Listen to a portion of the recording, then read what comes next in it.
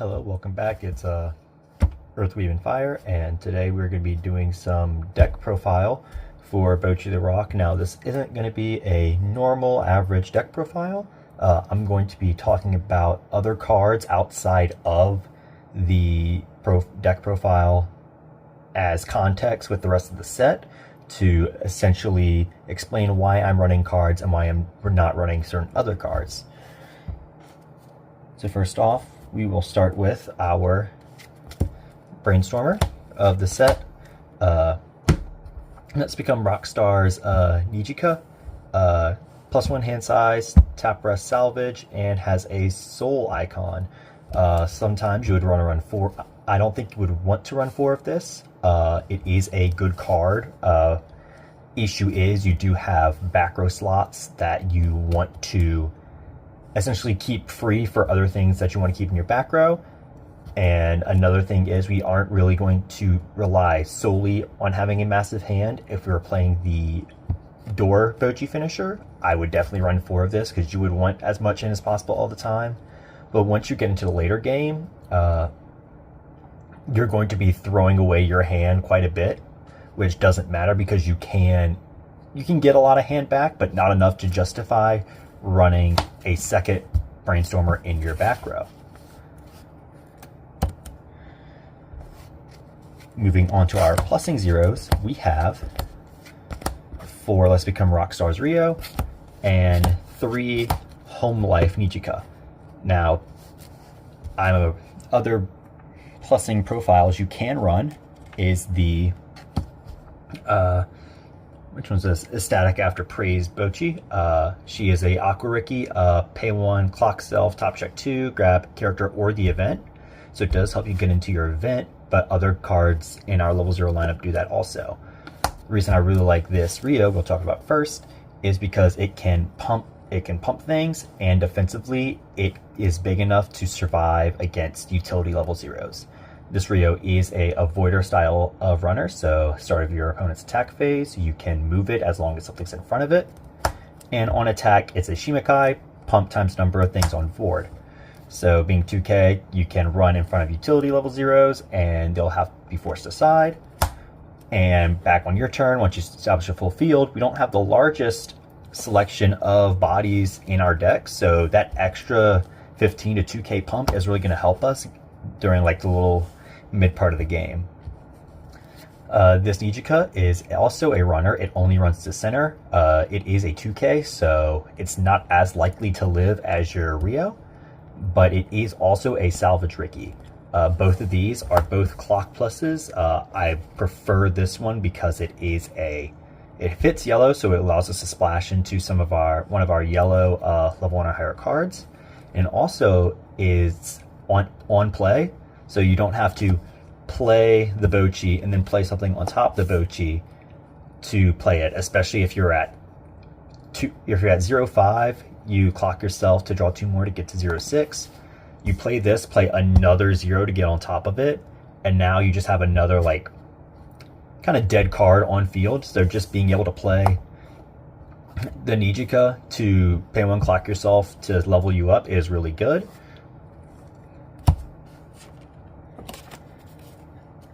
Moving on, we got our 4 Bocchi-chan Hitori Goto. This is one of the main reasons to play Bocchi the Rock as a set. It is a on reverse Rize and also clock bomb, or not clock bomb, stock bomb, I'm sorry. And the worst part about it is that it is 1000 power, so it cannot bomb like Psychono, a lot of Psychono stuff, or anything that's like 500 that has this on death or on reverse effect. You're kind of stuck with it, but most things, especially with stuff like Hololive running around, this is a hard out to a lot of their on death effects for their level 0 cards, and even Hololive 8 standby with their Lunas, and Ayakashi Triangle with their big level 3s that are level 0s. So it kind of serves a big purpose. It's just a deck that can incidentally just run 4 zone bombs and be completely okay with it, which is kind of a good thing for this deck. It's also a bomb with filter, and also is referred to by 2 other cards in your deck. So you definitely want to always run 4 of this. This is one of the cards that you want to run in Bocchi no matter what. For our other zeros, our utility slots, we have the Surfing with a Smile Nijika Ichichi. This is a pretty cool profile. It is its only effect is pay 1, send it to the bottom of the deck, search your deck for music character. Very reminiscent of something like a drop searcher or drop salvage. You could also get away with running this. This is the Nijika on play. If you have another Nijika, it becomes a 3/5 for the turn, and on play on death drop search. So this is a double timing, so it allows you to get 2 filters, which is really nice. My main problem with this is that it is stock, that it requires stock. You get a lot of hand in this deck, but sometimes you will be blowing a lot of stock. So even though you are running a very cheap finisher, if you want to do extra stuff, you're going to be hurting for that stock depending on what you do throughout the game. So having a costless filter to grab stuff through your deck is good. Also, another reason we're running a searcher rather than a salvager is we are running a salvage Brainstorm, a salvage Ricky, and we are also running Door. So we just need a way to access our deck. This is a very great way to do that. Another thing that we are running is the Climax Swap, on play, top check 2, and then Climax Swap. Check tip 2 is very good and useful information. Allows us to see if we're going to trigger a Climax first, or if we're using it into our level 1 combo, we can determine if both the cards are clean and which we want to attack with this card or a different card or our level 1 combo first. Other cards at level 0 you can possibly run are the Kasoku Band Double Draw. It's on play if you have 2 or more characters. Draw 1, ditch 1, and then you can discard a character to draw 1. This is a really good effect. Main reason I do kind of want to run this. Main reason I'm not running this is because we are an experienced deck, so we need a lot of level 2 or higher cards, and that are also very useful for our game plan.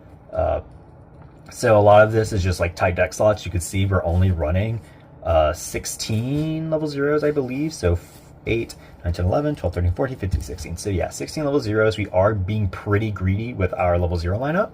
So if you want to cut other higher level cards, this to fit more level 0s, this is probably the one that you would want to slot in first. Another one that you can run is the Bocchi the Rock level filter, and pay 1, ditch itself, top check 4. Its main need you run this is fix your experience, because we are running a level 2 experience condition combo, and also you have pay 1, sack itself, so you can pay out stock and gives yourself some deck speed. So it's an alright card. Probably run as a 1-of, cut something, slot this in. Another thing you can run is the Rio level 0 Clock Bomb. It's a hand. It on play generates a stock from hand, and then it's on reverse. Reveal top card of your deck. If it's level and bomb, the thing in front of that's level X or lower. So always hit a level 0. But depending on like what you run, you can especially pair it with the Bocchi top check rearrange Climax Swapper, and you can definitely snipe some higher level cards. So if you decide to run this, it's 5 zone bombs, which is pretty alright. This is also another card I do consider running because it just generates stock and also hard removes some stuff from play. So level 0 lineup, these are the ones I'm currently running. These are ones I would like to run if I had space. If I had to do a kind of priority list, it would probably be the filter into the bomb into the sack top check 4 filter. One of the cards I am not that big of a fan of running for the level 0 game is the back row tap self Ricky for Bocchi. It's just sits in your background, pay 1, tap self, clock yourself, and salvage any music character or the event, which we'll get to later. My main problem with this card, oh yeah, it also has the effect when one of your other things becomes reversed in battle, give something 1k. So revenge power is pretty nice, but my main issue with this card is that we are trying to heal spam at level 2. So putting this in our back row and constantly hurting ourselves to try and get cards at hand, it's kind of counterintuitive, because we're just not really doing anything. We're kind of just going we're just not negging, but we're going 0 on our clock heal. Another thing is that there's another card in this set that I would rather keep in my back row. So having this just sit there and constantly hurt us or get that incidental plus 1k power is pretty whatever, especially since because in my opponent swinging, they're going to be massively over. So this extra 1k, although 1k is a big number, it isn't really going to help us that much in the long run, because we're either going to be over in our mid game defensively, or we're going to be too small in our level 1 game for it to even matter. Moving on to, let me kind of consolidate all of this real quick.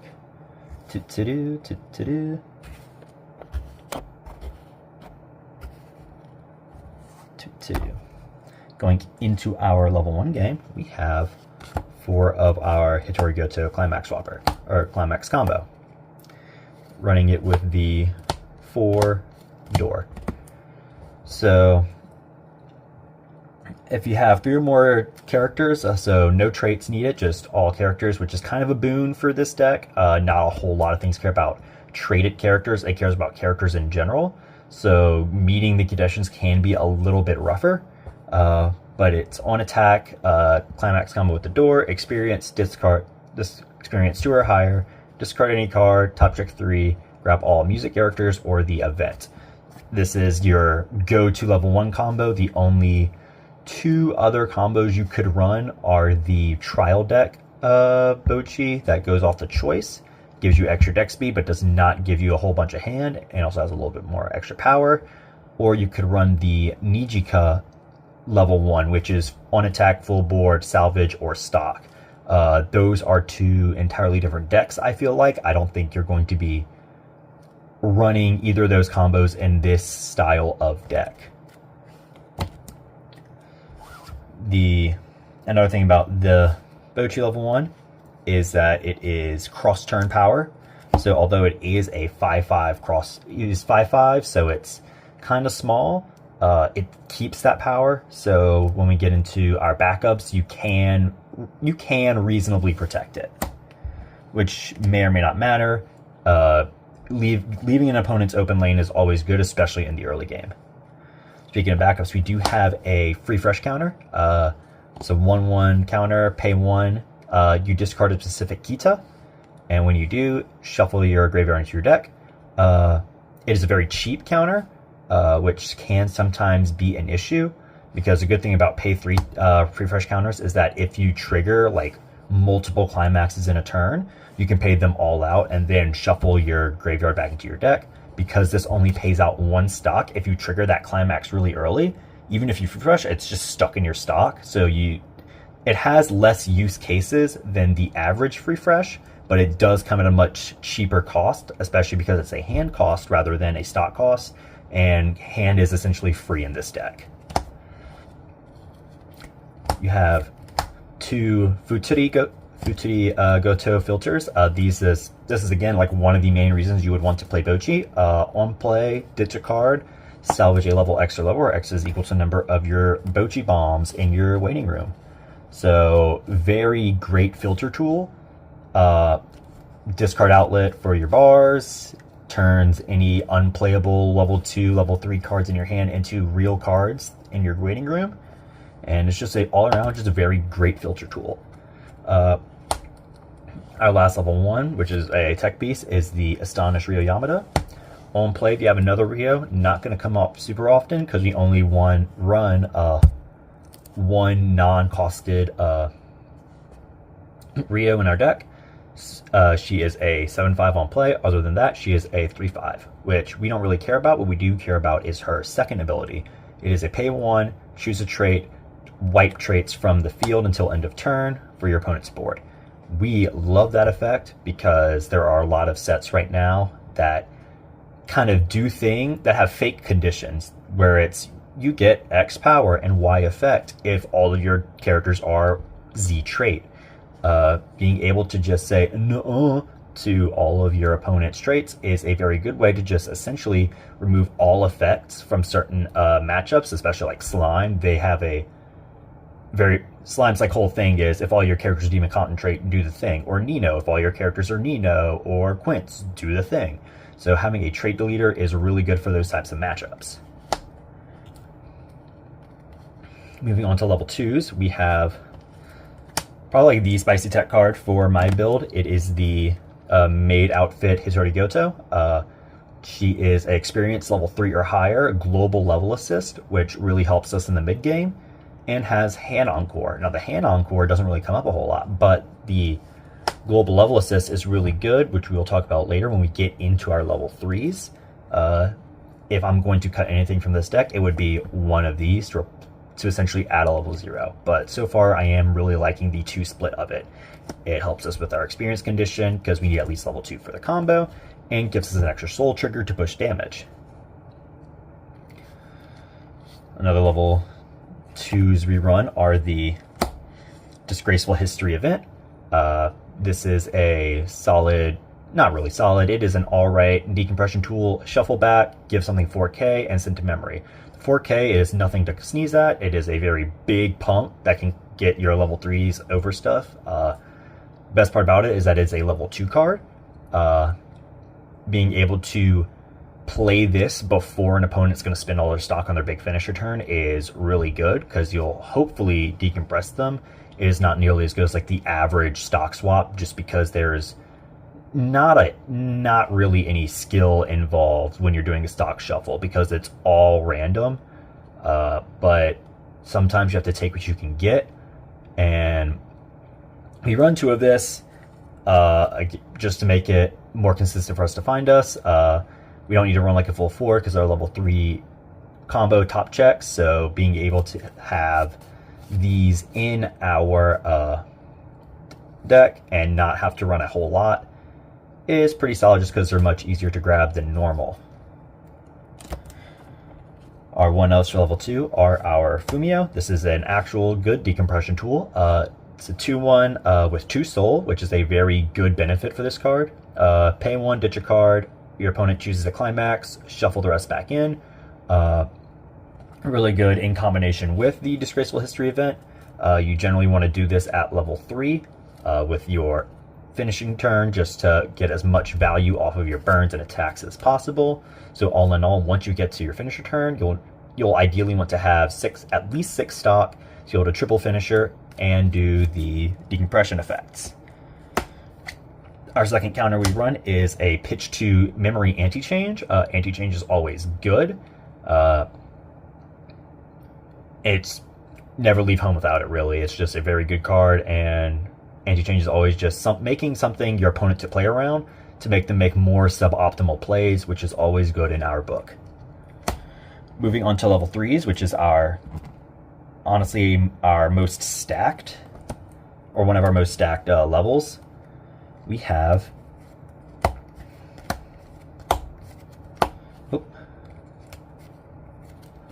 we have 4 Kita early play. This is the Aspiring to be a Rockstar, right? No, Admiration of the Extraordinary Kito Ikia. Her effect is 4 more early play. She has no on-play effect. However, if you have 2 or more music characters, she gains 10k, so 10-5. And if she's in the front row, she's a global 15, so she will get up to 10, 5, 11, 12k, which is quite a large number. And that is pretty good in tandem with our main early play. Oh, if I could find the last one, there's the last one. Their main early play, converting base to cash, Ryo Yamada. She is a 2 or less CX early play, and you have 2 ways to play her. You can either pay stock normally, or you can sacrifice your Bocchi on the field to be able to play it for free. Now, base power, it is only a 9-5, so it's pretty small. So you have really 2 options to pump it up. You have your Kita early play, which in your front row pumps everything 15, gets it to an 11k, or you could play your back row sister, which global 15 makes these 11k. So both of these can pump. Generally, what I like doing is I like having the back row Bocchi more than the Kita, just because the Kita requires more stock and has no on-play effect in general. And if you meet the experience requirements, which you will, we are running a bunch of level 3s in this deck, you can very easily, you're getting the exact same amount of power pump. So generally you'll want to play this one to save on stock, and then maybe play the Kita to get you that little extra oomph to your board. We don't really want to prioritize having the Kitas on board because we want to have one in our level for our experience conditions, and maybe one in hand to discard for the free fresh. This is the card that in tandem goes to make you free fresh. Our last card for the deck is the Rio finisher. Finding my own color, right? No, that's the climax card.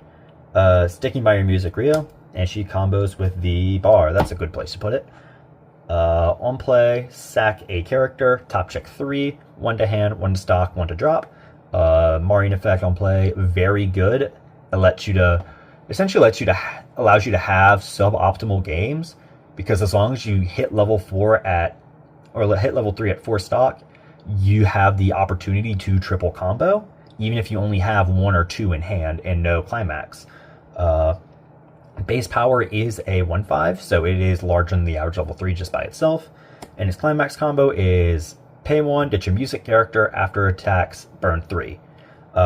Worst part about this card is that it is an after battle. If it gets memory kicked, it's Jover. That's why I like to run the back row assist.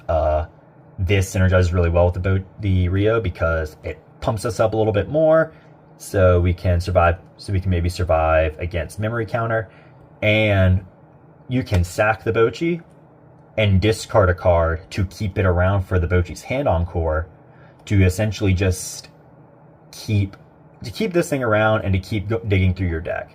It's essentially the same cost as playing the Rio, sacking a thing on your field, and playing something from your top check or whatever else is in your hand on to play another Rio to sack the other shitter you just played.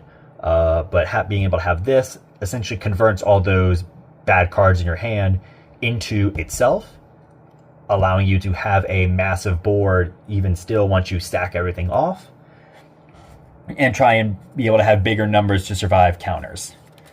Some cards that you could definitely get away with running, or that not get away with running, but that I've seen play and I just kind of don't really agree with, are the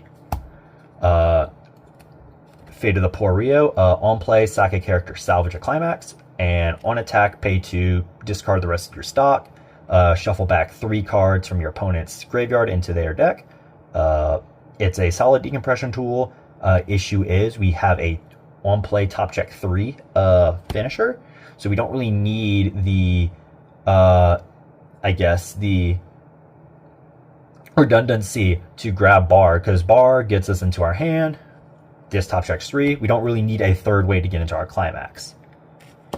Another card that I see some decks run is the 1/1 version of the Disgraceful History event. It can send its pay 1, search your deck for a character, add to hand, send itself to memory. It's yellow promise pendant. My main issue with it is that it is a stock card. I would much rather just use the the Nijika, because it's stockless, it removes itself from field, and you can shuffle it back to your deck to grab with your Bocchi level 1 combo, which gives you some extra synergy because your Bocchi isn't very selective. So being able to grab something that does selectively search your deck for something is a very good synergy piece. It's also another big reason why I like the searcher, the bottom deck searcher, as opposed to the drop searcher. It removes itself from field, so once you use it in the mid game, you just don't have a shitter on your field. Last thing that I see some decks run, especially in Japan land, was the Bocchi Zilla card, the Attention Whore. I think this was just a product of the Japanese meta. I'm not 100% familiar with it, so I am going to probably be wrong about this. but I do think that the big reason this was ran was because it was your level 2 condition for your Bocchi combo, and that it was really good into decks in the Japanese format, because I think it was a lot of level 3 spam. At that point, I think it was Puzzle and Dragons was the top deck at that time, but I could be wrong. But yeah, this is an on attack plus 6k if the opponent's level 3 or higher, so to make a 7-5 plus 6-5, that'll be a 13-5, or not, it'll be 13k, so 7-6, 13. And when your opponent uses an act, so a backup for instance, which is generally what they would do, this gains X power until end of turn, where X is the number of music characters you have, so if they use a backup, this gains another 2-5. So essentially guarantees that it's going to swing over an opponent's level 3.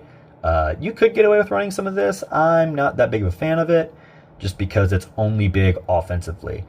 Having your Kita and Bocchi assists allows you to have larger defensive bodies, which you can back up with your, well, 2k and 2-5 backups. That is essentially the deck. I've been seeing a lot of success with this deck, especially at the local level, and currently I am in the Trigger League where I will be running this deck, and so far we only had 1 week and got game 1, which was pretty nice. So hopefully I will be able to do a more thorough discussion post Trigger League event, and I will see you all later.